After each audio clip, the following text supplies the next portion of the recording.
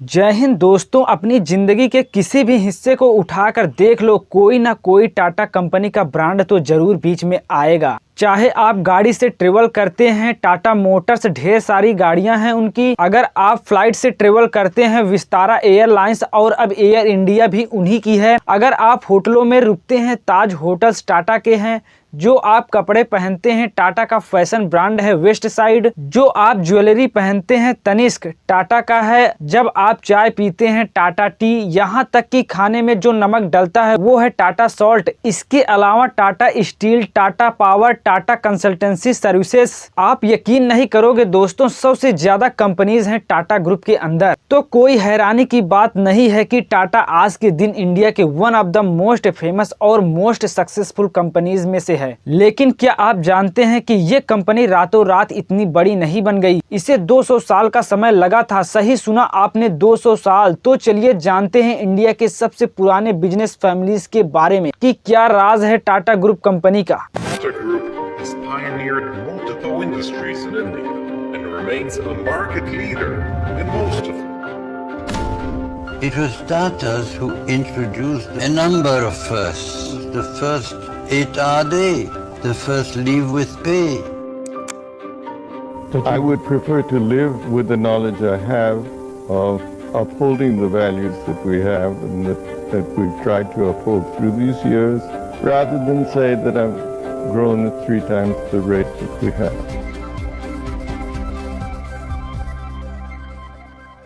Tata company की कहानी शुरू होती है साल 1822 में। आज से ठीक 200 साल पहले गुजरात के एक गांव में एक पारसी प्रीस्ट के घर में एक लड़के का जन्म होता है, नसरवान जी टाटा का।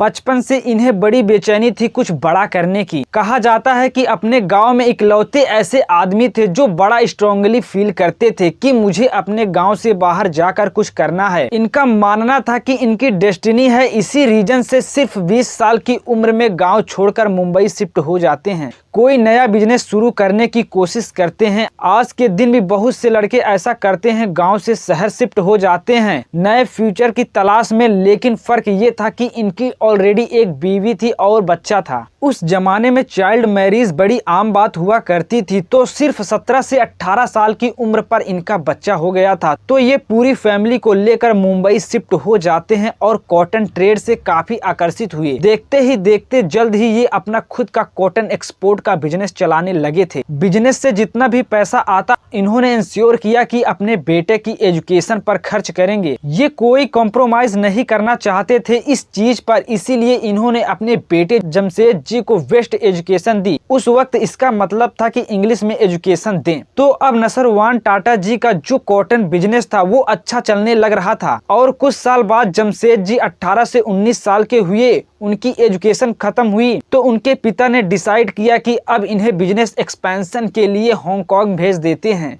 आज के जमाने में ये चीज बड़ी आम बात लगेगी कि कोई बिजनेसमैन अपने बेटे को दूसरे देश में भेज रहा है बिजनेस एक्सपेंशन के लिए। लेकिन दोस्तों याद रखिए, ये साल 1859 था। एयर ट्रेवल इन्वेंट होने में अभी भी 55 साल बाकी थे। उन दिनों में बड़ा ही लंबा समुद्री जहाज से सफर तय करना पड़ता था। तो 1859 में जमशेद जी जब सिर्फ 20 साल के थे, खुद उनके पिता ने उन्हें इस मिशन पर भेजा कि हांगकांग में जाकर एक ऑफिस सेटअप किया जाए। इंटरेस्टिंगली जमशेद जी भी अकेले नहीं थे, इनकी ऑलरेडी शादी हो चुकी थी। इनकी एक बीवी थी और एक बच्चा था। तो बिल्कुल भी आसान डिसीजन नहीं था ये अपने परिवार को लेकर किसी दूसरी कंट्री में शिफ्ट हो जाना, वहां पर बिजनेस करने की कोशिश करना। लेकिन जमशेद जी में भी बहुत उत्साह था और ये भरपूर तरीके से सक्सेसफुल हुए। 65 साल की अपनी जिंदगी में जमशेद जी ने 3 अलग अलग कॉन्टिनेंट पर काम किया। इंडिया में ढेर सारी नई कॉटन मिल्स खोली, उनके मालिक बने। इसके साथ ही इंडिया की पहली स्टील फैक्ट्री की कंस्ट्रक्शन शुरू करी और इंडिया का पहला 5 स्टार होटल खोला। ये होटल एक्चुअली में इंडिया का पहला होटल था जिसमें इलेक्ट्रिसिटी भी आती थी। क्या आप गेस कर सकते हो कौन सा ये होटल? सही जवाब है मुंबई में द ताजमहल। आज के दिन तक ये इंडिया के one of the most prestigious hotels में आता है। साल 1904 में जब जमशेदजी टाटा का देहांत हुआ, अपने पीछे वो एक ऐसी लेजेसी छोड़कर गए जिसे आज तक मैच करना बहुत ही मुश्किल है। और मैं ये सिर्फ बिजनेस के स्कीम में नहीं कर रहा हूँ। आज के जमाने में एक प्रॉफिटेबल बिजनेस बनाना तो बड़ी आम बात बन चुकी है। ढेर सारा आपको बिजनेसेस ऐसे मिलेंगे जो पैसे के लिए काम करते हैं, लेकिन जमशेद जी ने एक शानदार लेजेसी बनाई, प्रिंसिपल और एथिक्स की भी। एग्जाम्पल से बताता हूँ, साल 1874 में जमशेद जी ने अपनी पहली कॉटन मेल की फैक्ट्री खोली नागपुर में, जिनका पहला एक्सपीरियंस था कॉटन ट्रेड के बिजनेस से हटकर कॉटन प्रोडक्शन के बिजनेस में आने का। तो जब भी आप कोई नया बिजनेस करते हो, नई प्रॉब्लम को फेस करना पड़ता है। इन्होंने देखा कि इनकी इस नागपुर की कॉटन मिल में जो मजदूर काम करने लग रहे हैं वो बड़े ही आलसी हैं। छोटे छोटे बहाने देकर वो एब्सेंट हो जाते हैं, दिन में काम करने ही नहीं आए। कोई भी एक ऐसा दिन नहीं हुआ जहां पर 100% अटेंडेंस देखने को मिली हो। सारे मजदूरों की, सारे वर्कर्स की जो इस मिल में काम कर रहे हैं। अब आम तौर पर कोई बॉस क्या करता, ऐसी सिचुएशन में अपने वर्कर्स को धमकाता, कहता कि टाइम पर आ जाओ नहीं तो फायर कर दूंगा। तो मैं डराता, डांटने का काम करता, लेकिन इन्होंने इसका बिल्कुल उल्टा किया। इन्होंने देखा कि कोई तो रीजन होगा कि ये मजदूर इतने आलसी हो रखे हैं। अगर मुझे इन्हें और मोटिवेटेड बनाना है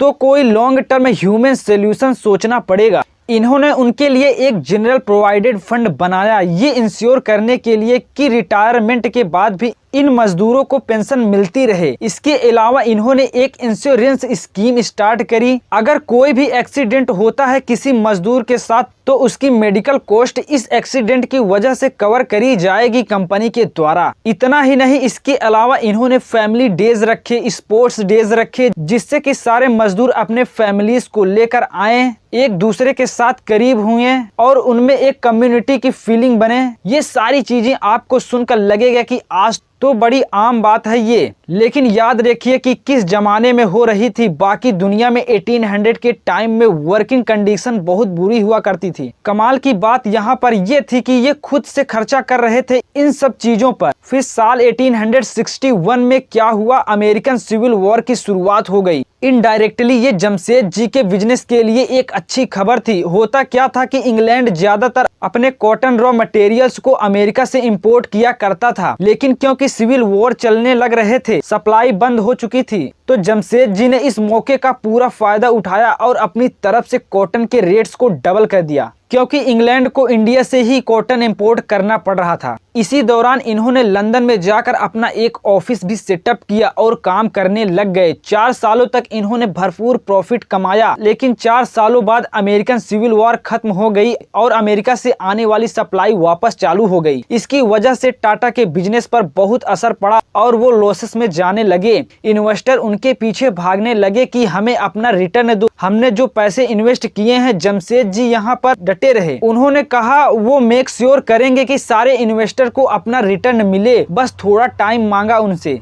इन्वेस्टर ने उनकी ऑनेस्टी को देखा और उन्हें काम करते रहने दिया, लेकिन इन्वेस्टर ने कहा कि जमशेद जी को 20 पाउंड की मंथली सैलरी पर काम करना पड़ेगा, जबकि वो कंपनी के मालिक है। बड़ी ही बेइज्जती वाली बात थी ये उनके लिए कि वो कंपनी के मालिक होते हुए भी अपनी कंपनी में ही as a fix salary employees काम करने लगे, लेकिन फिर भी वो डटे रहे। ये दिखाता है कि जमशेद जी कितने डेडिकेटेड थे अपने बिजनेस को लेकर। और पता है क्या दोस्तों, उनके पिता भी ऐसे ही थे।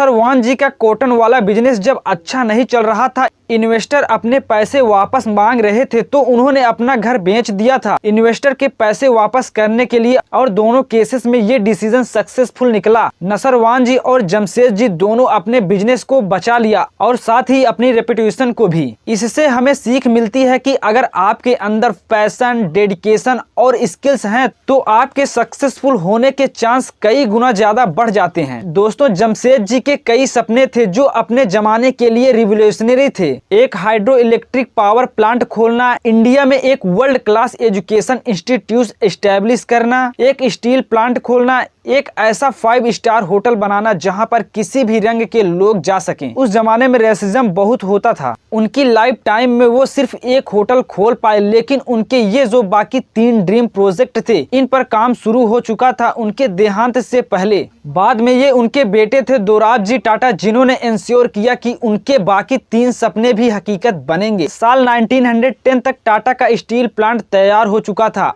और स्टील प्रोडक्शन शुरू हो चुकी थी। इसी टाइम के अराउंड फर्स्ट वर्ल्ड वॉर की शुरुआत होती है और ब्रिटिश एम्पायर को सख्त जरूरत पड़ती है स्टील की। ऐसे में टाटा स्टील देश का सबसे बड़ा स्टील सप्लायर बन जाता है। टाटा स्टील का इस्तेमाल किया जाता है ब्रिटिश टैंक्स को बनाने के लिए, हथियार बनाने के लिए, रेलवे ट्रैक्स को बिछाने के लिए। इनफैक्ट एक बड़ी फेमस स्टेटमेंट है यहाँ पर जो एक ब्रिटिश पॉलिटिशियन के द्वारा कही गई थी। फर्स्ट वर्ल्ड वॉर में उन्होंने कहा था कि टाटा स्टील ने हमें बचा लिया। उनकी स्टील की क्वालिटी इतनी अच्छी थी कि बम भी गिरते थे टैंक्स पर तो इन टैंक्स को कोई नुकसान नहीं होता था। और इसके बाद से टाटा स्टील नाम और भी ज्यादा पॉपुलर बन गया। वर्ल्ड वॉर 1 के खत्म होने के बाद ग्रेट ब्रिटेन में एक बड़ी स्ट्रॉन्ग रेपुटेशन बन चुकी थी टाटा स्टील की और साल 1940 तक टाटा ग्रुप इतना बड़ा बन चुका था कि उसके अंदर 14 अलग अलग कंपनीज थी। लेकिन ये तो सिर्फ शुरुआत थी। फिर दोराबजी टाटा ने कंपनी की एक्टिविटीज को संभाला साल 1938 तक, जिसके उनके एक दूर के कजन जहांगीर रतन टाटा ने कंपनी को टेक ओवर कर ली। शॉर्ट में इन्हें हम JRD टाटा के नाम से भी जानते हैं। एक और उत्साह से भरे नौजवान जिनके बहुत से बड़े बड़े सपने थे। JRD टाटा एक्चुअली में ग्रो अप किए थे फ्रांस में और वहां पर ये एक पायलट भी थे। इनको बहुत पैशन था फ्लाइंग का। इसी रीजन से इन्होंने इंडिया की पहली एयरलाइन टाटा एयरलाइंस की स्थापना करी, जिसे बाद में जाकर रीनेम कर दिया गया एज एयर इंडिया। अभी तक जो भी कहानी मैंने आपको बताई दोस्तों, ये इंडिपेंडेंस से पहले की है। उन दिनों सोशलिज्म का जमाना था। हमारे फ्रीडम फाइटर्स जैसे कि गांधी जी, भगत सिंह, स्वामी विवेकानंद सबसे सोशलिज्म प्रिंसिपल्स में विश्वास रखते थे। तो जाहिर सी बात थी जब देश को आजादी मिली, जवाहरलाल नेहरू की इकोनॉमी पॉलिसीज भी काफी सोशलिस्ट थी। उन्होंने फैसला किया कि देश में जितने भी बड़े बड़े बिजनेसेस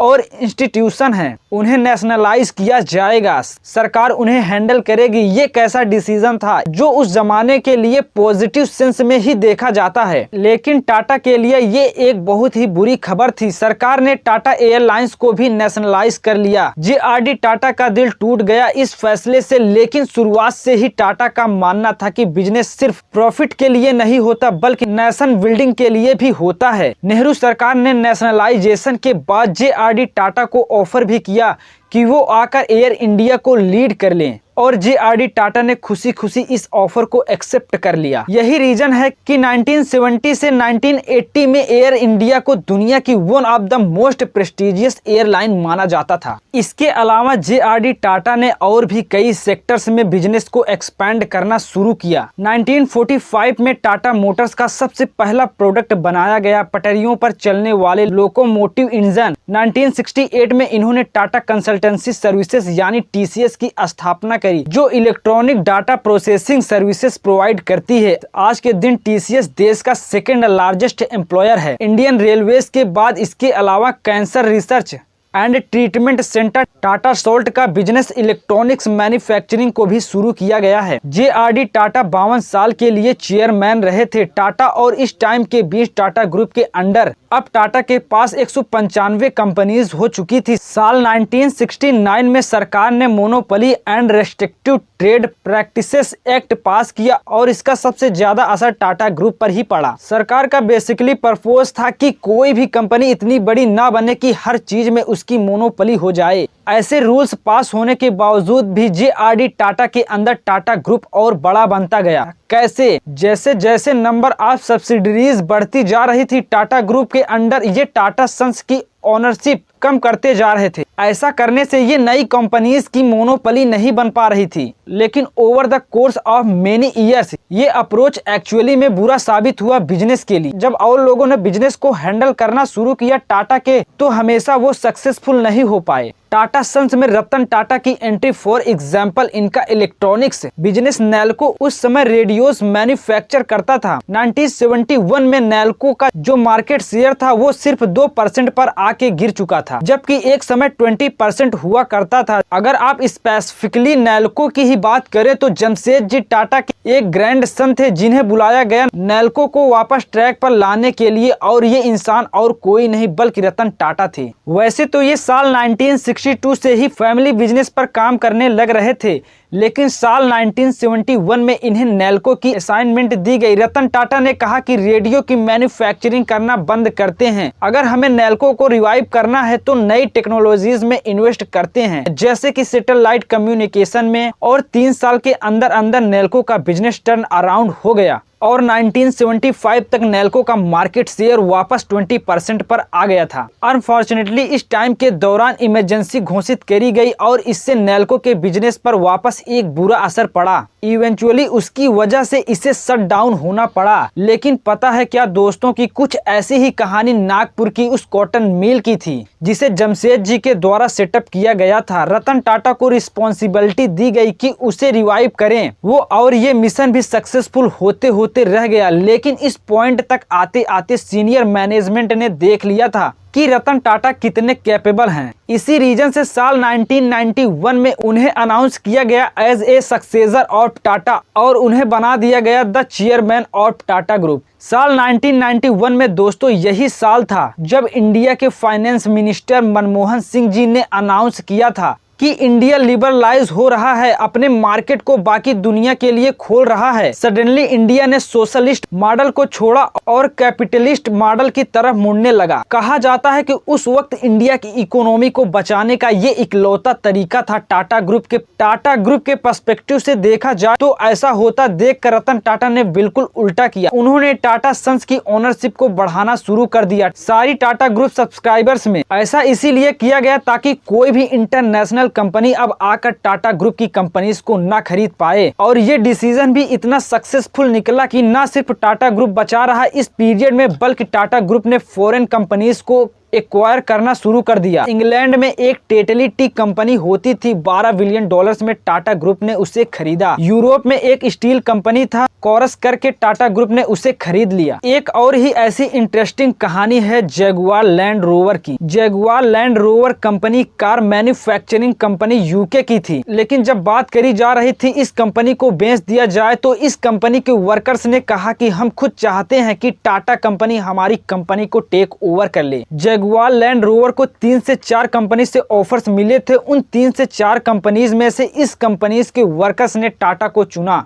ये एक लग्जूरियस ब्रांड था, लेकिन इसका मतलब ये नहीं था कि टाटा ने अपने ग्रास रूट लेवल कस्टमर्स को भूल गया था। टाटा मोटर्स द्वारा टाटा नैनो कार की लॉन्चिंग नवंबर 2003 में कहा जाता है कि रतन टाटा ने एक फैमिली को देखकर स्कूटर पर ट्रेवल करते हुए 4 लोग एक ही स्कूटर पर फंस गए। बारिश होने लग रही थी, बड़े ही मुश्किल तरीके से वो किसी तरीके से मैनेज कर पा रहे थे। 5 साल बाद रतन टाटा ने टाटा नैनो कार को लॉन्च करी और लॉन्च करते वक्त उन्होंने ये कहानी सुनाई। टाटा ग्रुप का मानना है कि उनके बिजनेस की कोर फिलोसफी सोशल अपलिफ्टमेंट। मैं तो लोअर मिडिल क्लास लोगों को चांस देना चाहता हूँ कि वो अपनी गाड़ी ऑन कर सकें। सिर्फ 1 लाख रुपए दुनिया की सबसे सस्ती गाड़ी। ये एक अलग कहानी है कि इस गाड़ी की मार्केटिंग स्ट्रेटेजी बहुत ही खराब थी। इन्होंने इसे इस तरीके से मार्केट किया कि देखो सबसे सस्ती गाड़ी है सिर्फ 1 लाख रुपए की, लेकिन ये नहीं सोचा कि लोगों के मन में परसेप्शन क्या आएगा जब वो ये चीज सुनेंगे। कौन इस गाड़ी को खरीदना चाहेगा? अगर कोई इस गाड़ी को खरीदेगा तो आसपास के पड़ोसी लोग क्या बोलेंगे कि ये देखो ये तो कितने चीप लोग हैं जो सबसे सस्ती गाड़ी खरीद रहे हैं। एक बहुत बड़ा मार्केटिंग फ्लॉ था यहाँ पर, लेकिन टाटा का फोकस ब्रांडिंग स्ट्रेटेजी में कभी इतना नहीं रहा। कई ऐसे इंस्टीट्यूशन और बिजनेसेस खोले टाटा ने जो टाटा ने अपने नाम पर नहीं रखे, जैसे कि इंडियन इंस्टीट्यूशन ऑफ साइंस, और जो नागपुर में कॉटन मिल थी मैं बात कर रहा था कि वो इम्प्रेस मिल था, उसका नाम और ये नाम रखा गया था क्वीन विक्टोरिया के कोरोनेशन को कॉमेमोरेट करने के लिए। ताज होटल जो ब्रांड है उसमें भी टाटा का नाम कहीं पर नहीं आता और जमशेदपुर शहर जो जमशेद जी टाटा के नाम पर रखा गया है वो एक्चुअली में टाटा ने खुद से नहीं रखा था, बल्कि जो ब्रिटिश वायसराय ऑफ इंडिया था उस वक्त उन्होंने ये नाम रखा था। तो ये थी बहुत ही दिलचस्प और इंस्पिरेशनल कहानी दोस्तों टाटा ग्रुप की। तो दोस्तों आपको ये कहानी कैसी लगी टाटा ग्रुप की कमेंट में जरूर बताइए। ऐसी ही इंफॉर्मेटिव और नॉलेजेबल वीडियो के लिए हमारे यूट्यूब चैनल को सब्सक्राइब करके